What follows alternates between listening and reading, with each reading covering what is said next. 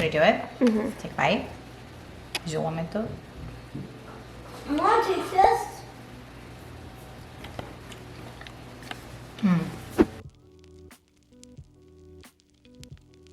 Hey guys, welcome to Native Eats.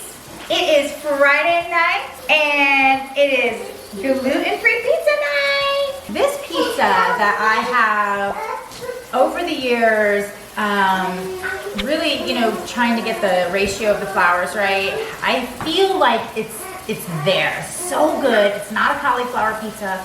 It's a really good pizza dough pizza, and I'm going to show you how to make the pizza dough. And that's something that you can save and freeze. And then we're gonna go right into an all-natural pepperoni pizza that I'm gonna show you. So the first thing you wanna do is get the water hot, really hot. And that's what I've got over here running. And we're gonna get a cup and a half of really hot water going. So we're at a cup and a half of really hot water. I just go with really hot faucet water. We're gonna add to our 1.5 cups of hot faucet water, we're gonna add about 2 tablespoons of honey. And you're gonna have your dough hook on. And now we're just gonna activate this honey water, this hot honey water. So we're gonna go in with 3 teaspoons of yeast. Now, this can set and activate for 7 minutes. So you can set your timer for 7 minutes, and I'll see you guys back here now. So, now that we're back and we're gonna get our dough flours going. I have millet flour you will need. You will need salt, potato starch, tapioca, and King Arthur's. Also, you will need psyllium husk. What we're gonna do is we're gonna end up with 4 cups of flour at the end of the day. So we're gonna start off with 1 cup of the King Arthur's. This is an all-purpose, but it's a really nice mixture that is Native Eats approved. So 1 cup of the tapioca, 1 cup of millet, 1 cup of potato starch, our salt, and our psyllium husk. Psyllium husk is actually good for your digestive tract. It's like Metamucil. And also gives you the strength. It's amazing, and that's what Native Eats is all about. It's about eating things that are, as a benefit to you, but also really good. And this I find is actually tastes better if you can actually taste all of the which I can. Usually I taste the guar gum and stuff like that. This actually tastes better. We're gonna add 3 teaspoons to this.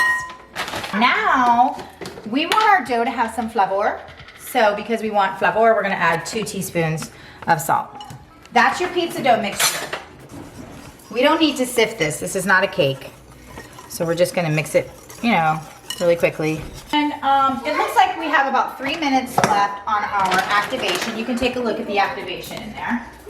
So we're back, and while that's finishing activating, we're gonna go ahead and start the pizza sauce. This is what I use. I start off with a jarred and an organic, because tomatoes are really susceptible to pesticides. So get an organic, and then you just use a spaghetti sauce, as they say, right?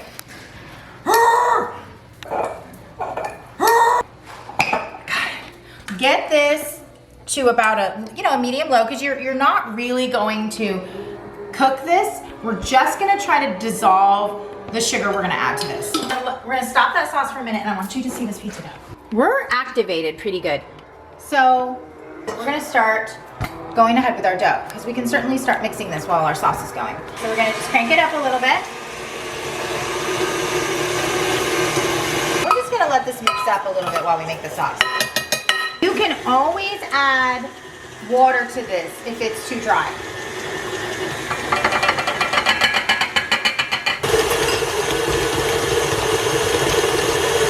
And I've just got the hot water that I had before, same, and I'm just gonna drizzle just a little bit, not a lot. You don't need a lot. Just gonna scrape the sides. And I might have even added a little too much water, and that's okay too. Don't get mad at yourself if you go back and forth a little bit. I see it's really dry on the bottom, so I think it's okay. You're gonna need just a little bit of spices. So we're gonna get out some basil, some oregano, some parsley, some rosemary, some thyme, crushed red pepper. You need to get you some red wine, which I'm gonna go get, and sugar. For the sugar, we're gonna add a tablespoon. I'm just gonna start with 1 tablespoon of sugar. This is gonna break the acid a little bit in this. And now we're just gonna add some spices to this. So we're gonna add about a teaspoon of garlic. We're gonna add about a tablespoon of basil. We're gonna add a teaspoon of oregano, just because oregano is really strong. You could add a tablespoon if you prefer, but I like a teaspoon. And then of the thyme, dried thyme, we're gonna add about a teaspoon. If it gets really hot like that, we're gonna go ahead and add the red wine because it's cold. So of that, I added about 2 tablespoons of the red wine. So now we're gonna go into our parsley, and we're gonna do about a tablespoon of parsley.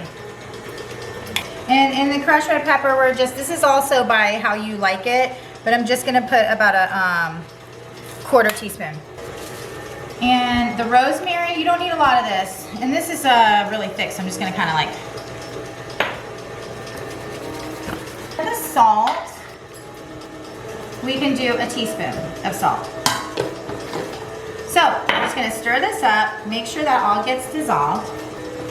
Always use a wooden spoon, especially with pizza sauce. Now at the end, we're gonna add one last thing, which will also thicken this for our sauce, but we don't need to cook it. We're gonna add Parmesan cheese. Okay, look at that sauce. That's it, you don't need to heat it. Take it off the heat. So, our dough. Let's move on to our dough. We're gonna let our sauce sit for a minute before we add the Parmesan, and we're gonna move on to our dough. We're gonna get our pan out. We're gonna make 2 pizzas, probably. Keep your pizza dough mixing. It's really good for the dough to just really get going. You're gonna flour your surface with your tapioca flour. Actually, you gotta be careful not to go too dry. And you could measure this out with a scale, but because I've made this so many times, I kind of wang it. I just figure, hey, a little bit more rustic, right? All right, so we're gonna save 1 pizza there. We're gonna save another pizza over here. And we're gonna roll this one out. 2. Let's not make 3 with this. You could make 3, but I'm gonna go 2. So we're gonna go 2 because something made me bring 2 out. I'm being very stubborn about getting the 3rd pan for some reason. Like the universe doesn't want me to get it. So let's stick with 2. So we're gonna roll out the first one. And we're gonna make pepperoni pizzas today, because I picked up some really good natural pepperonis, which is unusual because I don't advocate that you use nitrates and all that in your pepperoni. We're just gonna do like this. Bring it over here. It's so pretty to me.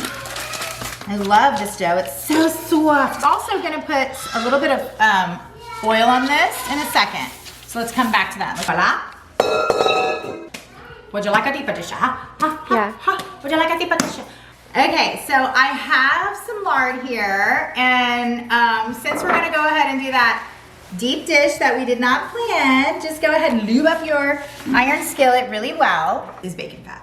Yeah. I have an excessive amount of bacon fat in the kitchen right now, and I thought, I don't know, maybe that would make it kind of.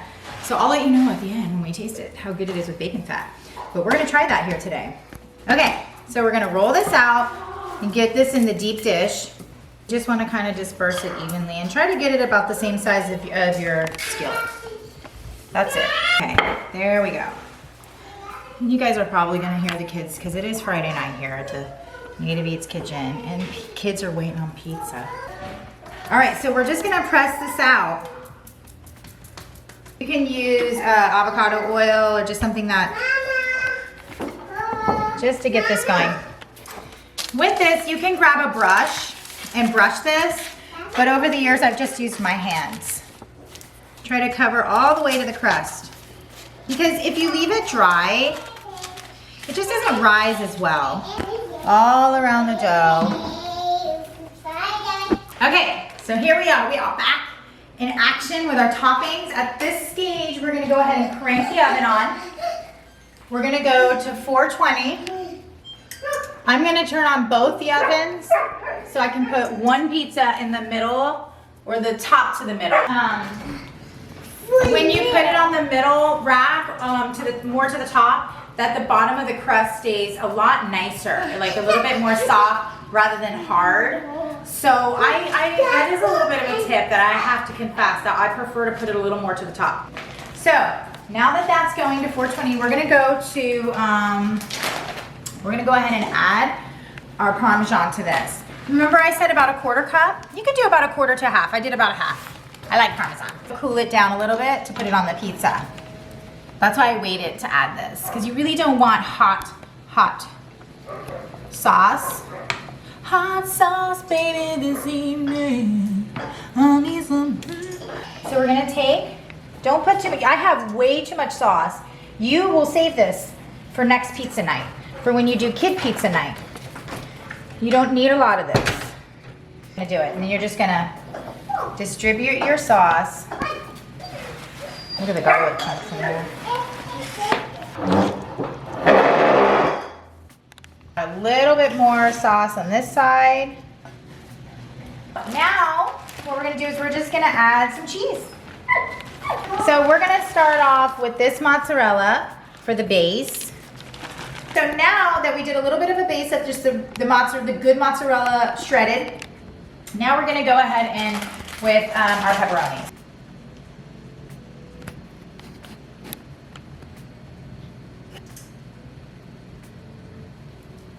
Now we're gonna add on our cheeses, our pretty cheese. Just put it where it looks like it needs cheese. You can even break this up if you don't want to put them on like this. Now I'm only gonna mushroom one of these for the kids. I guess we'll do the deep dish since it can handle the mushrooms probably, right?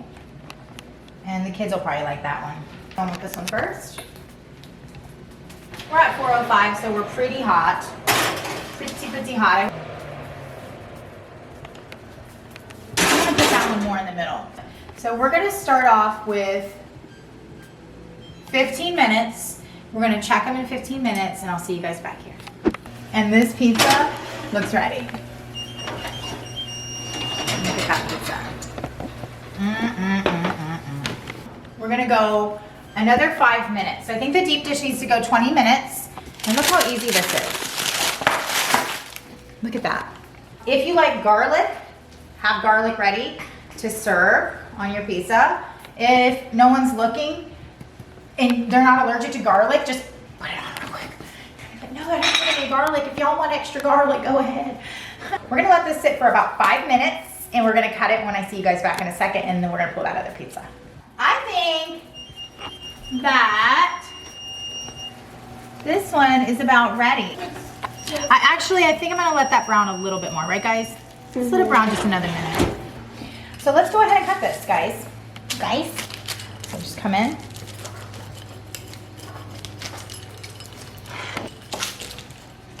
Look how soft the dough is. I'm not really fighting to cut this. It's just going right through. Let's try to find a really pretty piece here. Look at that. Look at that. It's really pretty. Should I do it? Mm-hmm. Take a bite. Je momento. I want to take this.